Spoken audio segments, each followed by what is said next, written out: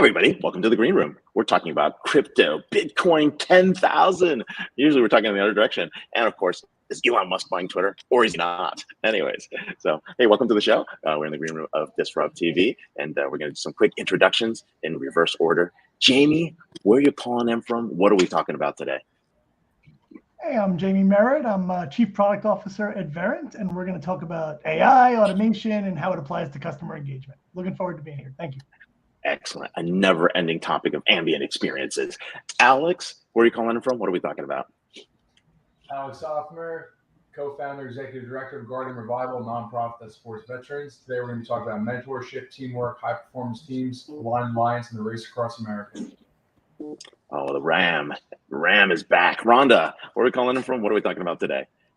Hi, Ray and team, calling in from Greenwich, Connecticut, C-suite author. We are talking today about high performance mentorship, what it takes to do Race Across America, and where the money is going, and mental awareness to help Mental Health Awareness Month to help prevent veteran and first responder suicide, Ray. Oh my God, it's one of the top issues given what's been going on with the pandemic. I can't wait to get this show going. All right, back to you, Elle. Let's take it on. All right, 3, 2, 1.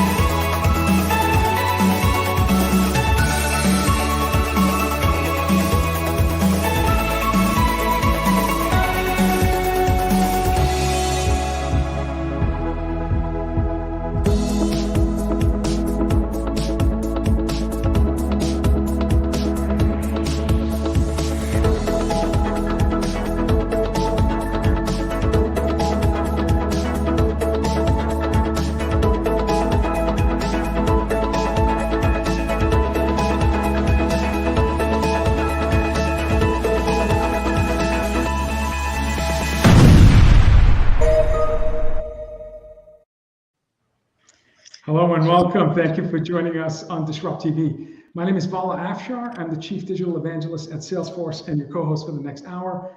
We welcome you to follow us on Twitter using our Twitter handle DisrupTV show, and send us your questions live using hashtag DisrupTV.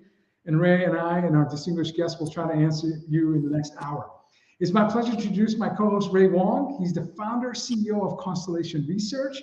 He's the best-selling author of Everybody Wants to Rule the World, Surviving and Thriving in a World of Digital Giants. Ray's a regular intelligent business and technology news contributor on Fox Business, Yahoo Finance, CNBC, and Wall Street Journal. He's also a global sought-after keynote speaker, and in my humble opinion, one of the top futurists to follow on Twitter at RWANG0. Welcome, Ray Wang, to DisrupTV. Hey, thanks a lot. I'm here with my awesome co-host, Vala Afshar, the Chief Digital Evangelist for Salesforce. He's also the author of The Pursuit of Social Business Excellence. Executives around the world pay attention to every one of his inspirational and insightful tweets. But when he's not hosting, keynoting, or leading events at Salesforce, you can find him speaking on business TV outlets such as Bloomberg and posting insightful analyses on ZDNet and hobnobbing with some of the most successful CEOs around the world. But hey, it's not about us. It's about our amazing guests today. We've got a team here ready to roll. Who do we have to kick it off, Paula? Ray, we've interviewed about 900 guests during our 6-year podcast history. And I think for the first time, we have 3 guests that can beat you and I on any physical activity whatsoever. So let me just introduce our 3 extraordinary guests. We have Rhonda Vetere, global C-suite executive, author, technology industry expert, and keynote speaker. A change agent for digital transformation, Rhonda has led the way of growth with more than 23 company mergers and acquisitions. She's worked in global executive positions at Estee Lauder Company, AIG, HP, Barclays, Bank One, JP Morgan Chase, and more. As an industry expert and influencer, Rhonda has been a keynote speaker and panelist at numerous global conferences, including the World Economic Forum at Davos. She's the author of the book Grit and Grind, 10 Principles for Living an Extraordinary Life. And talk about grit and grind. She recently ran a 55-mile race in the Serengeti as part of a girls and women's empowerment fundraiser. You can follow Rhonda on Twitter at Rhonda Vetere H, RhondaVetereh.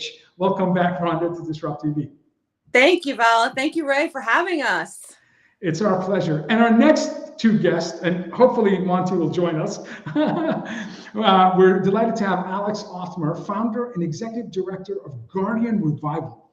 Guardian Revival is a nonprofit profit organization chartered to provide opportunities, resources, and support at no cost to our active and veteran guardians so that they can revive, protect, and preserve their mental health and well-being. Alex is a commissioned officer in the U.S. Navy and has served as a SEAL, Navy SEAL, for 8 years. Welcome, Alex, to DisrupTV. Thank you very much for having me. My pleasure. And lastly, I'm going to introduce Monty because I've got my fingers crossed he can join us.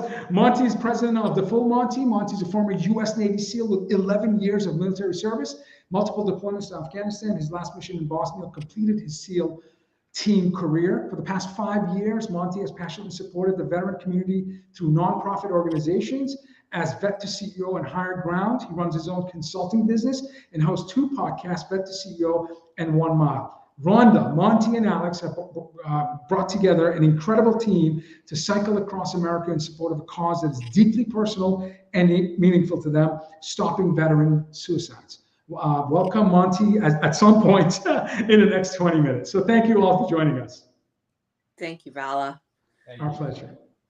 Hey, we're real excited to have you here. First of all, I mean, Alex, Monty, when you get on here, thank you so much for your service. You know, when we think about high performance teams, I think about Rhonda, and I also think about the SEALs. And this is an amazing collaboration that you guys have here. Let's talk about mentorship, getting high performance teams to focus on a mission. It's not easy to do, whether it's work, whether it's a cause, you know, whether it's actually a mission that you guys are doing. It requires a different mindset. And let's start there. Rhonda, what is that mindset? How do you get there? Yeah, Ray, it is a different mindset. And I think that's why it clicks. It's very focused, mission, goal driven, and tenacity and resilience. And I think, you know, in the workplace, we have that. When you have clear goals and you know where you're going, the mindset is just there. And team. It's all about team, Ray. I cannot stress that enough. It's not about the individuality. It's about what are the results? How do you get there? And the teamwork that's so important. The mentality is there. And it's very, very important. And we're actually together, which we'll talk about in this run and in this bike race and this run for life, what I call. And the mentality is different. And it takes a lot to get there, right? If some folks always ask, hey, are you born with it? How do you get it? But you develop it over time, and it's that fire in your belly too, Ray. Yeah, no, we agree that. And I mean, when you think about that, Alex, I'm going to ask you really about, you know, what does that mean, right? How to get yourself, your mind into the right place when you're focused in on a mission? What's required to do that? So a lot of preparation and practice, right? So everything you see on TV about a high performance team like a Navy SEAL team, a lot of it's Hollywood, right? At the end of the day, there's a lot of back end work that happens preceding that mission. You know, we go out the door with such great confidence and ability to succeed only because we spend countless hours behind the scenes practicing and trialing so that we don't make errors on a mission. And you can teach grit and persistence through discipline and practice. Do you see that happening in business with the same level of rigor and urgency as the SEALs? Absolutely. I do. Yes, don't you, Alex? I mean, that's why I think Vala and Ray, this audience is so important to see Alex and us together here on this call. The mindsets line up, and really you have the civilian world and you have the veteran community and first responders. The mindset lines up, and our story is very awesome how we actually met in the Hudson River swimming for a cause. That's how Alex and I met, sighting off of each other in the Hudson River, freezing. Let's be clear. The mindset to get across the Hudson River in freezing weather with no wetsuits, Ray. One, I don't know what's in the Hudson River. Two, that's pretty impressive. Meeting in cold, dark water, you know, I'm sure, well, I'm 100% sure Alex is used to that, but it's amazing that happens. So let's talk about today in the climate that we're in. In the last 2 years, obviously, we faced a health crisis.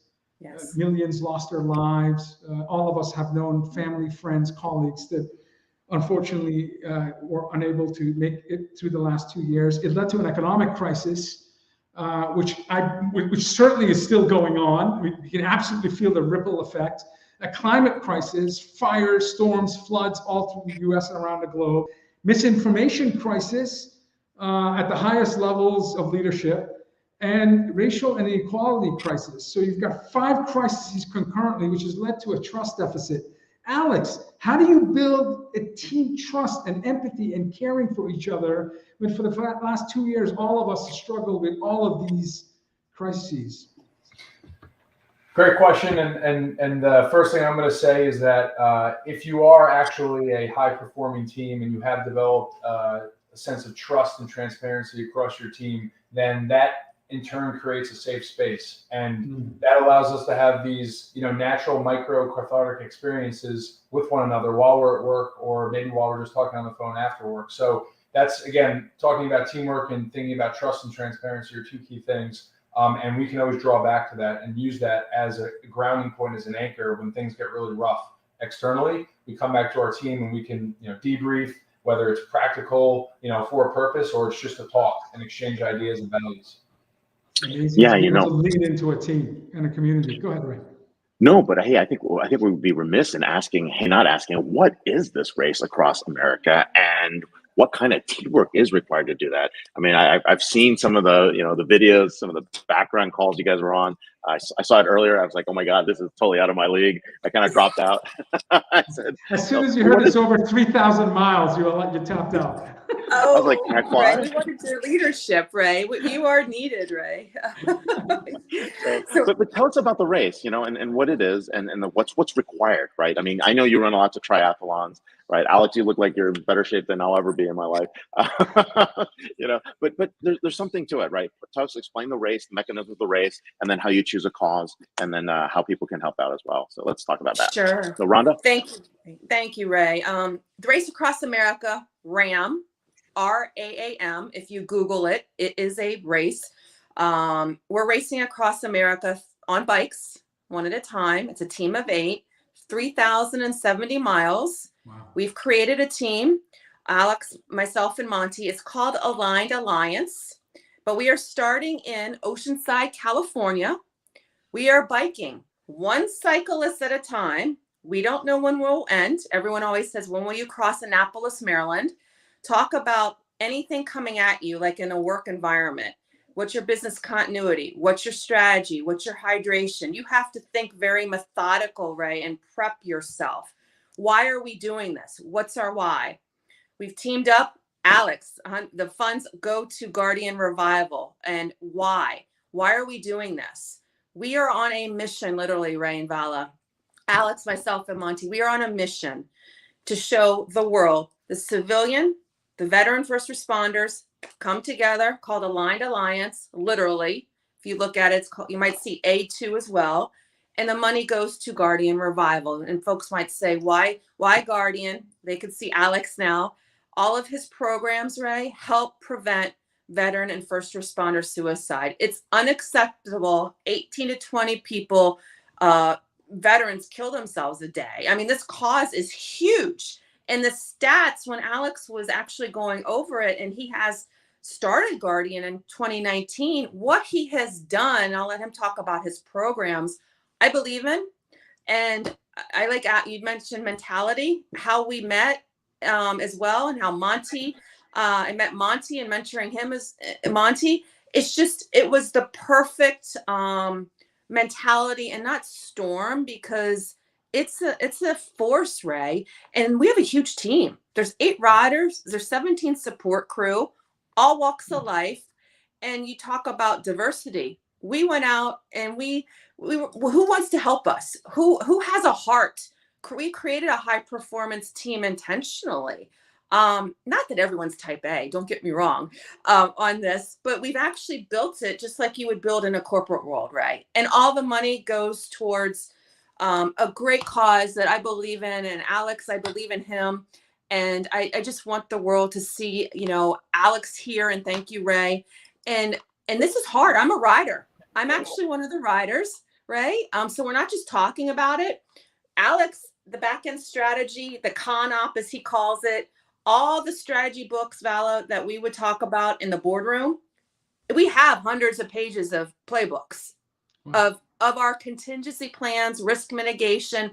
This is like a board discussion about mental health and the hows and the whys and the results. Give $1 me an million example of a is continuity full. plan, that might happen. Like, what if, and you're on the bike and something occurs? Yes. And our goal is to raise $1 million. Wow, that's amazing. So 8 riders, on average about 400 miles to get to 3,000 plus miles.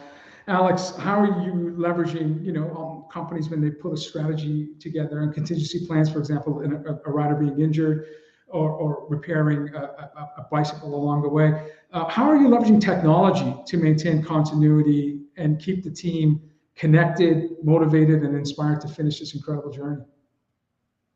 Ron, you want to take that one? Sure. Thanks, Alex. Alex, I want to be clear for the world, everyone watching this. When we're riding, Alex, we're going to be working on technology. So we're working with communications in our headsets as well. Mm-hmm. We're looking to switch out one of our products for headsets. Senna, we're going to be live streaming this, Ray and Vala. We're going to be having it on YouTube. We will be having it live streamed on a channel. We're working with technology vendors to do that. We're also working with, Garmin and Whoop, let's be specific. Our sleep habits off of Whoop, our Garmin's on our bike are very intentional as well, Vala. But from a technology perspective, we had someone approach us, Vala and Ray, about a glucose study. We have folks coming out of the woodwork with technology that want to look at our nutrition, that are innovative thinking. That was yesterday, Ray and Vala. And I want to plant the seed with this audience. If someone has a technology you want us to try on this race, we've been approached left and right. And we're not just going to Facebook Live this. That's why I wanted, I'm so happy Ray, he did see our calls at first and he could see the team, but it's a big deal, right? It's a big deal. And we want to promote technology. We want to, and we will. That's amazing. When does the race start? June 18th. June 18th. And you don't have an estimate in terms of the finish line. It's you go and at an aggressive pace or a leisure pace, depending on how the team feels at the moment. Well, I would love to be done by June 26th, right, Alex, or sooner? Yeah. That's and $3 you million. And you raise $1 million. Alex, tell us what are your goals and aspirations in terms of how you're going to best leverage what you raise, the capital you raise in terms of helping a wonderful veteran community. Yeah, so as quickly tapping back to what Rhonda said earlier, Aligned Alliance is the first time I've ever seen at this scale and magnitude, the civilian world coming together with veterans and first responders to make a collective impact on the first responder, veteran, mental health, space right now. As Ron alluded to before, it is a huge problem, right? She said between 18 and 20 veterans die by suicide every day.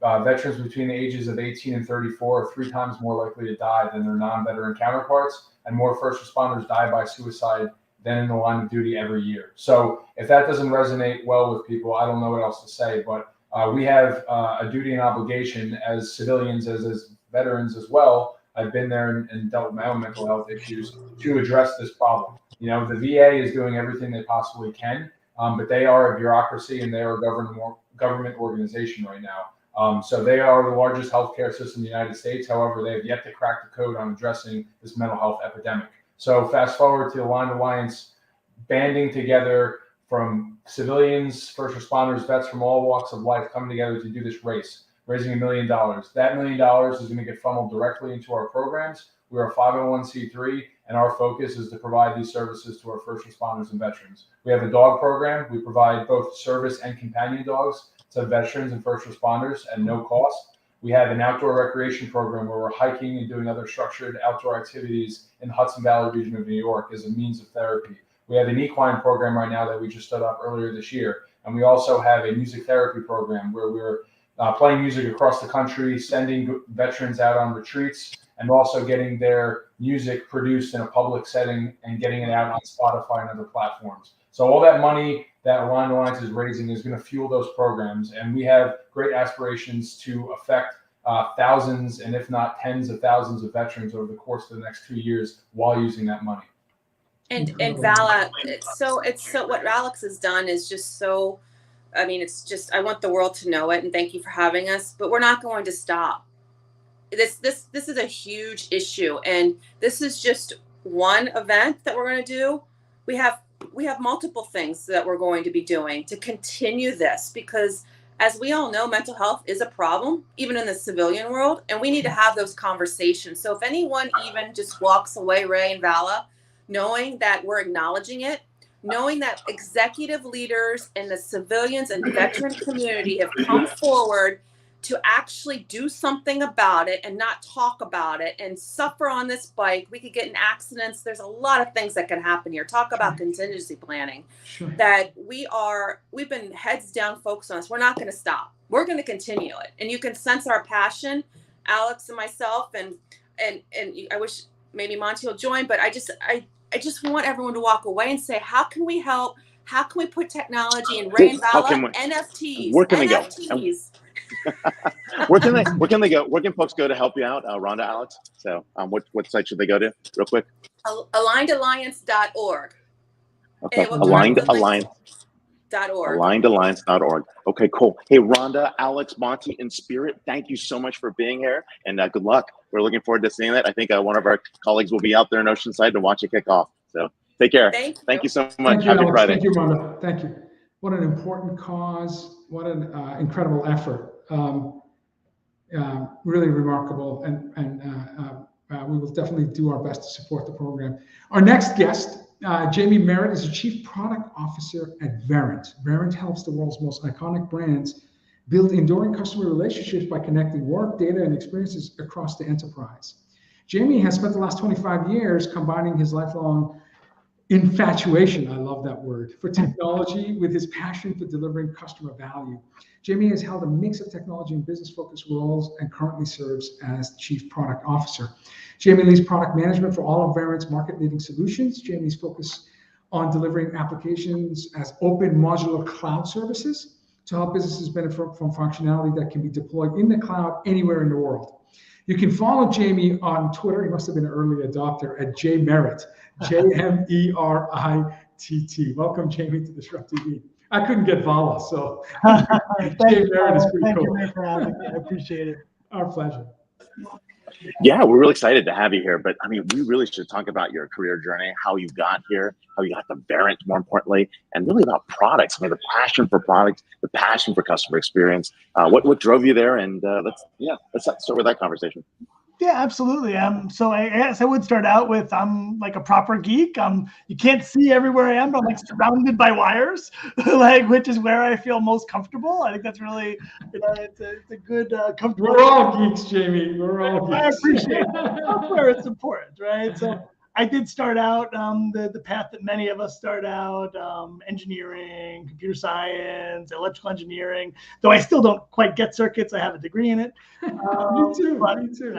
No one ever gets circuits. I'm a plumber. I mean, I know. It should come so naturally.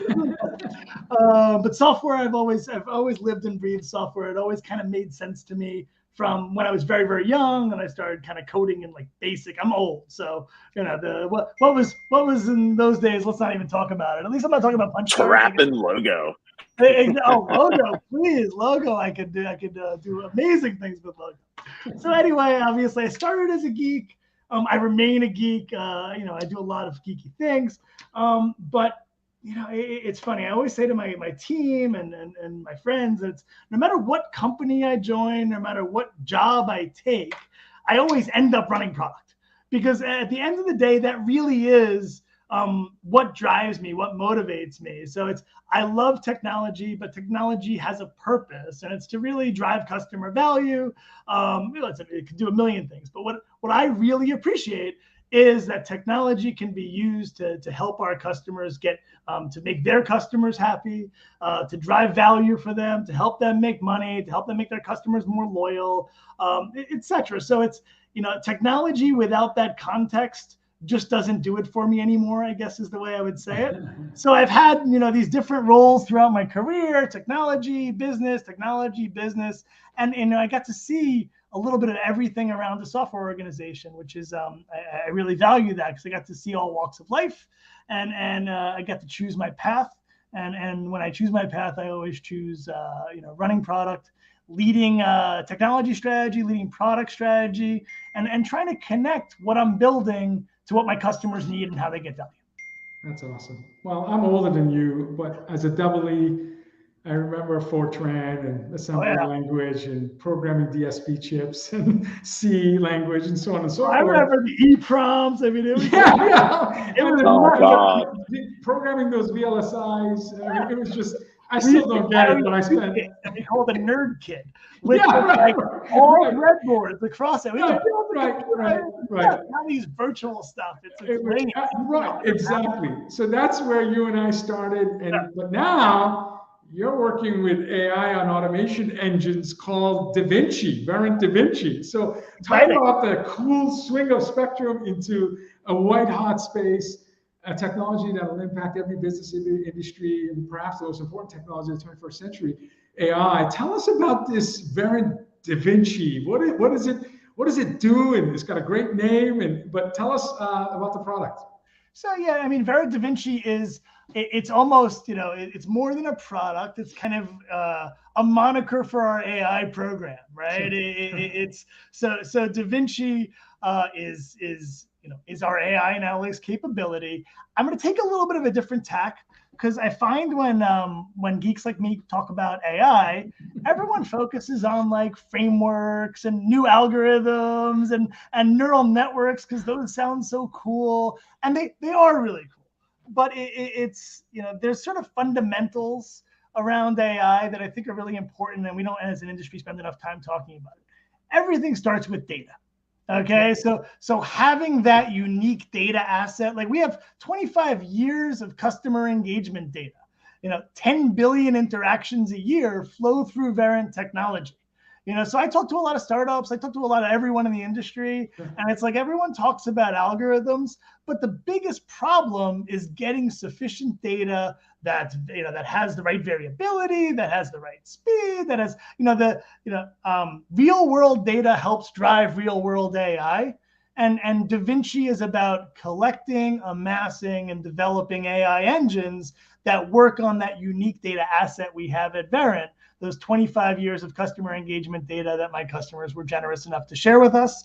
As we deliver all of our applications from our cloud platform, that data is now really flowing into the same place. And that network effect is accelerating our AI. So Da Vinci is a big, it's a great, cool name. Get a little icon or something, but it's the whole theory behind it is we have a unique data asset. We build incredible AI engines that stay market leading and stay the most accurate because of this continuous flow of new data and continuously testing it to make sure it's still better. It's still there. And then when data changes, because lots of things happen, like the market today versus the market a month ago, real different, right? So your algorithms are going to work differently based on new data. And it's really that virtuous cycle of bringing data together, creating great AI. And we do lots of things in AI. I embed Da Vinci in our cloud platform, and I deliver it through all of our applications. So, I have 40 different applications, but they can all share and use that same great AI technology. Yeah, one of the things that's really important is when we take data to decisions, we have to bring analytics, automation, and AI together, right? And a lot of organizations are trying to do that. You guys are sitting on a trove of customer information and insights, right? And that's just one aspect of what information is that's important. You guys recently surveyed 2,700 global business leaders worldwide about customer engagement. Imagine taking that information in terms of what people were talking about, compare it back to your data. It's an amazing data set. Let's start with the 2,700 global business leaders worldwide talking about customer engagement. What did you learn about that? What was happening here? And what is this thing called engagement capacity gap? Yeah, it's I'm sure I'll use an acronym, right? I'll call it the ECG because I have to speak in letters. That's kind of my way, right? And you guys get that. But 2,700, customer engagement whenever I describe what does Verint do, what do we do across these 40 applications we deliver from our cloud platform, they are all focused on enabling better customer engagement for our customers with their customers. So helping employees and increasingly bots and whatever you want to consider an employee engage with their customers. They're usually large scale B2C oriented enterprises. They're global. So we research, a ton of research, people around the world, and we're asking them what's driving evolution of their customer engagement approach. It used to be, I'd say a lot simpler. It was a lot more frustrating also, but when you'd go, you'd call, you'd wait on hold for hours. They pound zero. Pounds, agent, you scream agent at the thing over and over again. Agent. Exactly. So it's, we've all had those great customer service experiences, but customer engagement is changing dramatically, right? The advent of digital, the acceleration of digital, the way people are communicating, not only in a self-service manner, but, when I call my airline of choice, they give me the immediate option to transfer from the IVR into like conversational messaging, social messaging. So I immediately go to Apple Business Messaging, and then it's so much easier for me to interact. I'm running around an airport anyway, so doing it on the phone or doing it in a web browser with chat is ridiculous. So it's, the way I want to engage with organizations is changing, largely driven by digital. My workforce is changing pretty dramatically. It's not just millennials. We've been blaming millennials for everything for quite a while at this point. But they, the new, your new employees and your growing employee base have different expectations from applications. They expect good experiences. They've moved home in the last 2 years pretty dramatically, pretty quickly. And you have this new workforce of humans and bots that you're trying to get your hands around because, I have so much self-service stuff going on over here. But sometimes it ends up here and I need to make sure I still know that customer. And then finally, you have customer experience where it's another thing where, instead of leaving them on hold for 2 or 3 hours, we woke up about a decade ago and said we should actually make them enjoy talking to us and realize that, it makes all sense. It's, product differentiation used to be what we focused on 20 years ago. And then we realized most of the products aren't that differentiated in the consumer space, right? It's my bank account. And loyalty is bred by great customer experiences. It's the only thing that drives me towards loyalty. That's why I choose that airline. That's why I choose that hotel group. It's because I like their customer experience and they know who I am regardless of how I'm contacting them. So all of these different market forces, digital, the changing workforce, and obviously the importance of customer experience have really created this thing we call the engagement capacity gap. I have basically flat to down resources and budget. So I have the same amount of people, but there's higher number of interactions across a wide diversity of channels. There's increased customer expectation around what a good engagement looks like. And my workforce has shifted dramatically, moved home, half of them quit. There's this, all of these dynamics create this gap between what I was able to deliver with my employees and where we are today and what the demands of modern engagement are. I could talk forever about this. I could keep going, but I'll pause for a moment. But in all cases, my products are about closing the engagement capacity gap and letting you do more with your existing budget, your existing employees, your existing resources, and using AI and automation to make them into super people. And it's a must-have capability if you're going to compete in today's more and more decentralized, more and more digital first, hyper-sharing, knowledge-sharing economy. We just published a report this week. And for the first time, we reached a milestone of 88% of 17,000 global respondents, business buyers, spoke about the experience is more important than the product or service that your company provides. And that was the highest number. It was 84% 2 years ago. So 9 out of 10.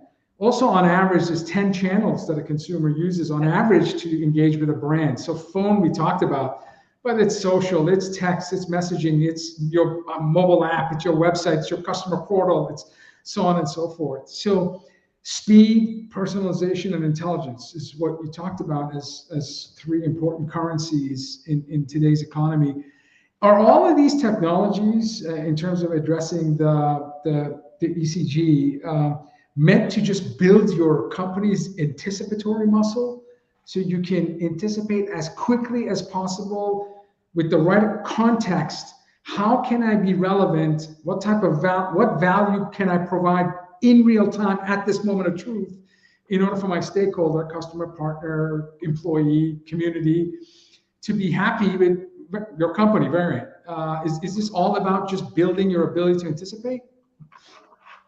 Let me think about that for a moment, because it's not only anticipate, but I think that's, it's understanding all of the different engagements that are going on across my vast estate. Like I have, retail stores in some cases, though those are going away in many cases as well. But I have on-site location, I have bank branches, I have everyone who's on my website clicking around doing stuff. I have people engaging with chatbots. To your point, there's this tremendous volume of engagement, way more than it's ever been. And you're always looking for opportunities and risk. Right. So going back to your question around, is it about anticipating? Yes, it's about identifying different patterns of behavior that both lead to either opportunities and risk, and trying to capitalize on those opportunities and risks before that window closes. Right. So if I had to describe, AI in the most generic sense, that's this massive volume of data and making decisions faster, processing it fast enough to make a decision in real time that no human could ever, encompass all the data in their head. It's true. It's true. We are scaling the sense and response capability of an organization in a world that's more omni-channel. Yeah, sorry, go ahead, Ray. And we are moving in a world what we call decision velocity, right? I mean, that ability to actually make those decisions at speed, at machine scale, it's really changing. We only got a few seconds left, or actually a few minutes left. I talk so let's much. talk about sorry. No. You've dropped lots of nuggets of wisdom. No question. We're looking at, what role does AI-driven technology like chatbots, IVAs, is it helping to close the gap, or is it making it worse? And when will my chatbot interact with your chatbot? So. All right, so this is actually, these are great questions. Okay, so let me start with a few, but I'll be quick in the interest of time. So yes, the whole closing the ECG is taking those budget and resources and, as I said, turning them into super people, right? So the only way to do that is to kind of extend their reach using AI and automation, or to make it not even get to employees and to handle them entirely in your robot workforce, right? So that that seamless connection between a self-service experience and a human experience, not even necessarily knowing the difference between them, or there's so much context that flows between them that you can't tell the difference, is where everyone's going. So you want to give that, the two ways in which you close the ECG, either taking your employees and making them super employees, or leveraging this new workforce of bots to create a new pool of employees that can do more, and do it 24 hours a day and do it without pay and sleep. Still costs a lot of money to do them, but it's that my bot will outwork your bot. My bot's gonna outwork your bot, and your bot will talk to my bot. At some point, we're not gonna have to do anything. Okay, my bot's taking a mental health day. I'm so sorry. My bot's taking a mental health day. So. Exactly. Yeah, but your bot can talk to my bot on the show, and we can go out with the family or something, right? So for the last couple of years, Jaime, Ray's been trying to replace me with a bot, but and I think my runway is getting smaller and smaller. So it'll be DisrupTV with Ray and Da Vinci Wang. My final. My final, question to you, as someone who's leading product strategy, and as we affectionately call ourselves geeks, we tend to want to anticipate the future and what this means. What do you anticipate would be the business impact of closing the gap? Like, if the gap is measured by some integer or percentage value, however we quantify the gap, what can you tell businesses in terms of the return on investments in terms of your platform, your technology, where if you reduce the gap by this much, you can expect better EBITDA, larger revenue, greater loyalty and CSAT and Net Promoter Score and so on and so forth. Well, all of those are really good measures, and you know, as every geek, the answer is always it depends, right? Yes, yes. But it is based on what you measure. Here's what I would say: is your goal is unwavering customer loyalty and a very high, very strong employee retention for your top talent, 100%. and the rest of it comes. Okay, if you have unwavering customer loyalty, your EBITDA, your revenue, everything happens for the right way. If you keep your best employees, they deliver the best engagement with customers, and you know. So if you focus on experience and you focus on closing the gap and making the best experience, everything else you measure is going to go way up or way down depending on what you're going for. Well said. Absolutely. 100% agree. No, those are great points. Those are great points. Hey, before you go, want to ask you, what's going to happen next with AI analytics and CX? And the reason I put those together in that order is because, you know, are we really get to that mass personalization at scale we all dreamed of? Or is that still pie in the sky? I mean, everybody talks about they have it. Everybody talks about they have 300, like, I have 720 degrees of customer experience and visibility. I mean, like, where is this going? Like, will we get there? Or is it just not enough data, not enough interactions? Like, what's causing that?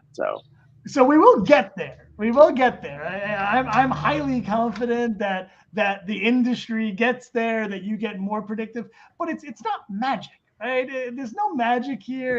It's really amassing enough data, making better and better predictions, and continuously improving those things. It's just math, okay? So it really does work, and it'll just happen. But what I will say, and when I think about what's coming next, and not what keeps me up at night, but what I think a lot about is ethical AI and privacy and regulation. 100%. Okay, because you know, I talked about how all these customers share their data with us, and they do, and they agree to share their data with us. But you know, there's a line somewhere that's kind of murky between surveillance and customer value, right? And being able to provide AI that helps you drive decisions, but does so in a way that is unbiased, that allows you to comply with regulation depending on where you are. That's actually a lot of the weight of what we have to sort out and figure out in the future. It's easy for me to see the future of I can make really good decisions, but sometimes they feel spooky. And that's the, when Target knows what you're buying, or when you say something and then you get an ad on Amazon, like that feels spooky. So I'm highly confident in the technology and the math there to let us make better and better prediction. But as regulation shifts, as you know, we go far ahead of regulation and ethics, and they catch up. So I think that's really how do you balance ethics, lack of bias, and privacy with our need to make better and better predictions without people feeling like the spooky. The final word from Jaime Meritt, Chief Product Officer at Verint. Thank you so much for being here. And of course, I will see you soon. You're having a conference. When is the conference? When's the event? We're having a conference in Orlando, June 13th through 16th. Terrific. All right. We'll see you there. Thanks so much for being here. Happy Friday. Thank you, Jaime. I had a great time. Thank you guys so much. Thank you. He's doing important work and leading edge work. Okay, speaking of important work, leading edge work, our next guest is Ari Qayumi, is founder and managing partner of Mindful Venture Capital. It focuses on investments in early stage technology companies across infrastructure, healthcare, and financial services. Previously, Ari was principal at Silicon Valley Data Capital, where she invested in enterprise AI, something we were just talking about. Prior, Ari was director at RBC Capital Markets. Ari is a researcher at Stanford Behavioral Design Lab, focusing on habit formation, behavior sequences, and consensual and mindful technology designed to facilitate sustainable behavior change at scale. In March of this year, Ari was one of 16 people selected around the globe by the World Summit on the Information Society, WSIS, for the inaugural cohort of WSIS Gender Setters, who act as trailblazers and take action in gender equality and initiatives to advance digital gender inclusion. You can follow Ari on Twitter at ARIQAYUMI. Welcome, Ari, to DisrupTV. Hey, Ari, welcome. So, I think we've frozen out. So let's see. Let's wait for Ari to get off mute. And welcome to the show. So we'll get you on.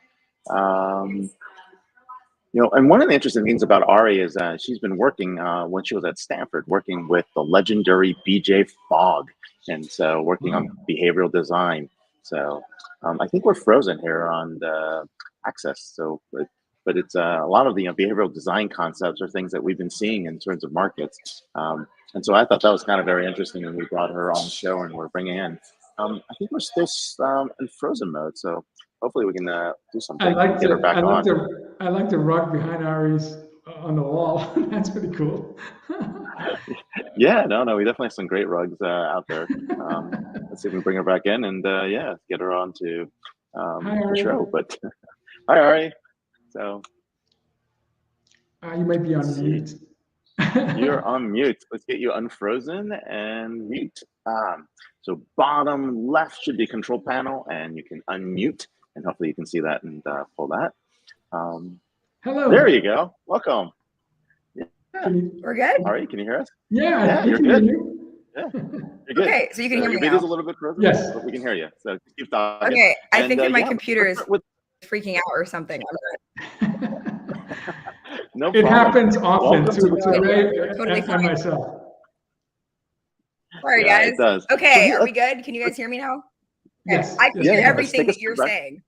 So not Okay, sure. great. Well, sorry, I had to shorten your bio because we only have 20 minutes, and you've done a lot. So thank you for being on the show. Yeah, welcome to the show. One of the things that we're talking about is, we've been looking for, new investments, how it makes a unicorn, why it's so important. And you've got a model to do this, or you've got an approach. How do you look at this space, right? You're making these investments. You've been looking at this over a period of time, and you're trying to figure out which tech companies are going to be successful, which investments are going to be successful. And so how do you manage to identify unicorns? And you've identified a lot. Yeah, absolutely. So I just want to make sure though that you guys can hear me, because on my end it looks like I'm fine, and then suddenly I'll hear all you guys out of nowhere. Okay, great. So I'm just gonna keep going. I think it's something weird on my end. Anyway, yeah, I mean, I think a lot of it is rooted in how we start to look at a company, right? A lot of people are really focused on just the financials, but the financials don't really work at the early stage, because at the early stage, especially in venture, what mostly matters is that you're going after a massive market, right? The number one reason that venture capitalists pass on companies is that they're just simply, the market's not going to be large enough. And so if you really want to have a company that's going to be funded by venture capital, you have to make sure that you're targeting a behavioral problem in the world. It's something that's not only a problem right now, next year, 3 years from now. It's something that's going to continuously become a bigger problem. And then your company has to continue to grow and scale with that. So what we look at is it's really around, is this not only a problem for, for like, I would say actually, your population of like I would say 20 to 40 years old or so, right? It's like you want to look at, okay, it's going to be a problem for them from 20 to 40. And then when these people are around 50, that's when you maybe start to have a trail off. So you want to make sure whatever your target market is, we're looking at the 20 to 30 year horizon beyond that. Can you, Ari, talk to us about your current research and your current thesis as you look at these companies that you're looking to potentially invest in? Yeah, absolutely. So one of the things I've been looking at a lot is I do artificial intelligence. Of course, I actually house artificial intelligence within human computer interaction. So a lot of people, when I say that I do human computer interaction, they think, oh, okay, so you're doing the front end design and, you're kind of just going and talking to users all the time. It's like, well, yeah, of course. I mean, you have to understand what your users are doing. But beyond that, you have to understand what is intelligence, right? In order to do artificial intelligence, which is then part of the computer system, you have to understand what is intelligence. So you have to actually understand how humans learn. And what I've been finding in that line of research is that I don't know if we're really going to be, at this we can call it artificial intelligence, but I want us to move more towards something called mindful intelligence, right? And so when you think about artificial, it means superficial, it means fake, right? And you can go into artificial general and et cetera, and we can, go into other definitions as well. But at the end of the day, the word intelligence is still there. And so what is intelligence? I define it as intelligence is the ability for an agent to achieve goals across a wide range of environments. Now, when you link that word to artificial, it's just superficial, hey, an agent can go and achieve things. Yay, great. But I don't want that, right? I don't want the superficial ability to go and achieve things across different environments. I would want the awareness, right? To be aware of my environment, to be able to act on something in the moment. Maybe I have an understanding of markets prior to walking out in the world or walking out and being in the market. But then the market, things happen, and I want to be able to respond immediately and be prepared, right? And so to do that, the intelligence models, and so it's kind of meta a little bit, where it's like we're talking about humans here, and I'm also talking about the artificial intelligence side. The way that we design our intelligence models needs to change. We need to be actually taking a normative stance and a normative approach to how we believe, people should be responding, or our programs should be responding to whatever we are selecting in the market as a means to create this world we want to live in. And so right now, the thesis is really, that intelligent automation is exponentiating the enterprise.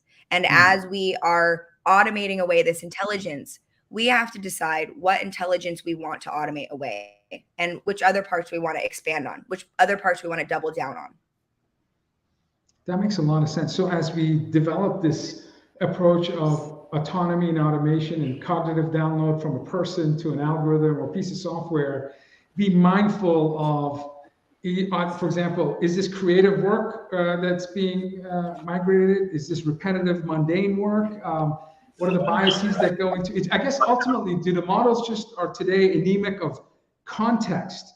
It seems like to have mindful intelligence, you need contextual intelligence to be able to look at different dimensions at the same time in order to demonstrate some level of alignment to your core values and guiding principles. It seems like very difficult to do, which that's why that's why we need smart people like you to help us figure all this out. Yeah, no, and when you look at that, right, how do you apply that to investing companies? You probably have a thesis, right? Everybody has a different thesis, different, investment models are out there. How do you do that? How do you solve these hard problems? What kind of tools are you looking at, right? And what kind of thesis is important, in terms of the venture? Yeah, so I think we talked a lot about how here's how it would relate to the values and whatever. We actually think about it as how does this relate to the proof of concept or the experiment, and then how does that experiment relate to the business line and the budget line?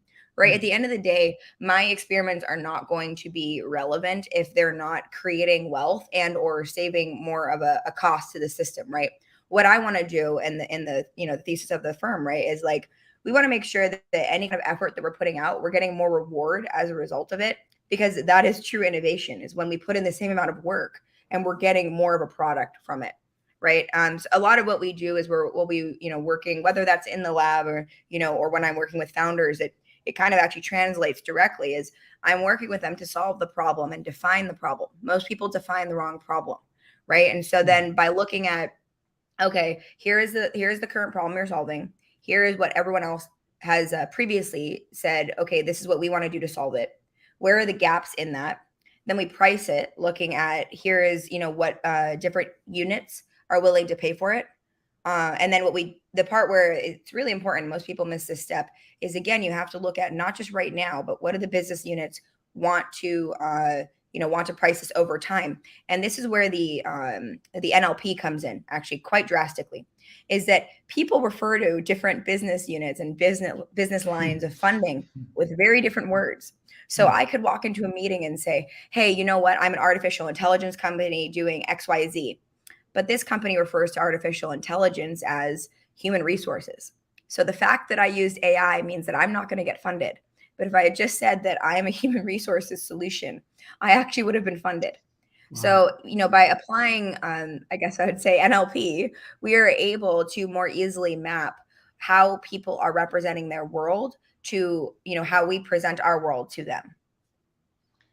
I'm going to ask you a question about, because you are a WSIS gender trendsetter, can you achieve mindful intelligence if you don't have equality as a core value for your business? If it's a bunch of white guys sitting in a room writing algorithms, are you going to be able to create a solution that's going to be mindful and achieve desired outcomes? Yeah, well, I'm glad you asked the question, so I didn't have to bring it up. I think something that is unique, and this is where I'm saying I really do think that a normative stance on this. It's not about where technology is going. Like the wave is happening, no matter what we want. I think mindful computing, and we can get into that in another session. But I think we're going there no matter what. But we need to go in that direction with the kind of intelligence that we want to take with it. And when we have in the boardroom or in the, I guess, I don't know, the trading desk, when we're defining our algorithms, if we only have the, the collective cognitive power of a certain body of people where their experiences or their knowledge has been assumed of certain, engagements in the world, that's limiting what the potential is for what that market can realize. And so by including, by actually having this gender equality, we're able to, from my view, and also from what the data is showing right now with some of our current results, as well as we do synthetic projections, et cetera, Monte Carlo, whatever, the whole shebang. We're actually able to see that the market size is beyond doubled when you take this approach, right? So when you have more cognitive diverse thought in the boardroom, you're able to tap into way more markets than you ever thought possible, right? So your market potential goes out the wazoo, and that's exactly what we're doing. And that's kind of an edge we hope to, continue to lead. That's awesome. That's very interesting. Now, you've done a lot of research in behavioral design. How does this tie back to behavioral design? And can you build a model for investing around behavioral design? Yeah, right. Okay. So this is kind of where the breakthrough comes in of everyone's a little confused on that stuff. So we actually have behavioral design, and we also have behavior design. Okay. So behavioral design is definitely something I do. But what that is that's more around the, kind of the psychology side. You could think of maybe some of Dan Ariely's stuff, yada, yada. Right. And they'll use the words behavior design, but there's a different kind of behavior design that we use at our lab. And this is specific to BJ Fogg, right? So behavior design is really how to think about behavior, how to understand it clearly, but also how to design solutions for it. Okay. And it's actually how I think of it is it's the productization of behavior or of behavioral design. Okay. So behavioral design, I think of more as like a PhD student, and they're testing solutions. They're recommending stuff to, like Maytag about what to do with their fridges. But behavior design is more around how do we actually productize that in the moment. And we're using different methods of behavior design so that when these people are going and interacting with the fridge, we know what they're doing, right? We know in the moment. So it's kind of like dynamic behavioral economics a little bit. And you'd have to have BJ on the show. But yes, there's totally a way to model this, because we can look at early stage companies as they're operating. We can look at their operating metrics as it's happening. And we're able to then project out, okay, here's what you think you're going to be doing when you take this, tiny step in this direction, or this baby step in this direction. When you, start to assume this tiny habit, here's what happens, 10 years out. So we're able to look at a root cause analysis and project it out synthetically. And as a result, we're able to see what's going to happen to the market. And Ari, my final question, as you make these models and projections and work with, big players in various industries, what shifts are you seeing in terms of business models as a result of your research? Yeah, so I think the biggest one I was seeing was actually originally in healthcare. I have a very strong fintech background, so people are wondering, why are you shifting so much to healthcare? Well, because that's where a lot of people are going. I see a lot of models where companies are wanting to sell to these large enterprises. You could think of it as an Apple or a Google, and they're wanting to sell to them as a means to provide some kind of service actually to their employees, such that then they're improving the health of the employees, because they're seeing that, okay, if my employee is dropping out of work these many days a year, I'm actually, I'm not really getting the full worth of whatever our agreement is. And then in fintech too, I would say the shift is, I would say you have a lot of people that are solving problems in the next 2 to 3 years. And beyond that, the companies that are actually winning are the ones that are, again, I'm not kidding, they're looking out at the 5 to 10 year vision, right? So the computing, I think a company I'm fond of is, and we're not invested in it, but it's called Mighty. And the way that they're looking at computation and solving these problems, it goes beyond just this, pump and dump of where we're at right now in society. It's looking at how do we actually add value and, look at what do people want right now, which is obviously we even are communicating over, over the internet, having conversation. How do we make that more efficient so that more people can do it more effectively and have access to it at scale? And that's a real problem, So I think companies who continue to focus on that, what behaviors are we wanting to do, and then design a technological solution, or if there's a breakthrough in technology, apply it to this. That's really what we're seeing still. With a long-term outlook. 100%. I mean, principles always hold true. That's right. Yeah, that's great. We are here with Ari Qayumi, founder and managing director at Mindful Venture Capital. You can follow on Twitter at Ari Qayumi. Are you speaking anywhere soon? Are you going to be out there? Yes. Will you be at any other events coming up? Yeah, I'll be in Davos next week, and then we will also be at WSIS, I think the following week after that. So that will be in Switzerland. Very, very cool. Hey, thank you for being on the show. Happy Friday. Thank you so much for having me. All right. Bye, you too. Thank you. We need, you and I need mindful intelligence algorithms to help us with our crypto investing strategy. We definitely do. Hey, we both have a long-term view. So anyway, Ray, first of all, what an incredible start to the show, where we spoke to, two folks that are full of grit and grind. Obviously, Rhonda and Alex, a Navy SEAL, talking about the importance of having discipline, but also committing to a cause, an important cause, and that's veteran health. And then the future of data analysis and use of AI and chatbots and virtual assistants, and how you can reduce that engagement gap. And of course, a whole new realm of studying the power of adding context to meaningful intelligence. Your thoughts on the show, Ray? We had a lot of high performers on the show, and I think that's really what made this very interesting. We had people that are looking at, how to actually build high performing teams. And I think, what we learned about high performing teams, it's really about not just getting the right people in, but it's about getting the right mission and purpose in place. And then, of course, when we think about what's happening in the world of automation and analytics and AI, we're definitely seeing like a big shift in terms of, how we're thinking about this, and can we do it in an ethical way? And when we touched on that and ended that ethical mission, right? I mean, here we've got, we're seeing a progression in terms of how we're going to be looking at the markets going forward. So I think it's definitely very exciting. But what about you? What do you think? What did you think, Vala? Again, all four, and I don't know if Monty was listening, but if Monty could have joined us, we had, 5 extraordinary, not only physically but mentally fit, big brains on the show. So we covered a lot, and that was an extraordinary episode. Next episode is episode 280. So Ray, we're going to have our 280th episode. My goodness. Steve Lucas, CEO of ICIMS, and Talent Cloud Company. Ray Hines, CEO and founder of Propel. They're doing extraordinary work. And a surprise guest that we'll announce midweek next week. So tune in for episode 280. And I think we just crossed 860 interviews. 860, yeah. 860. So if it's Friday, it's DisrupTV. Thank you for watching, and we'll speak to you next week. Bye, everyone. Take care, everybody. Cheers.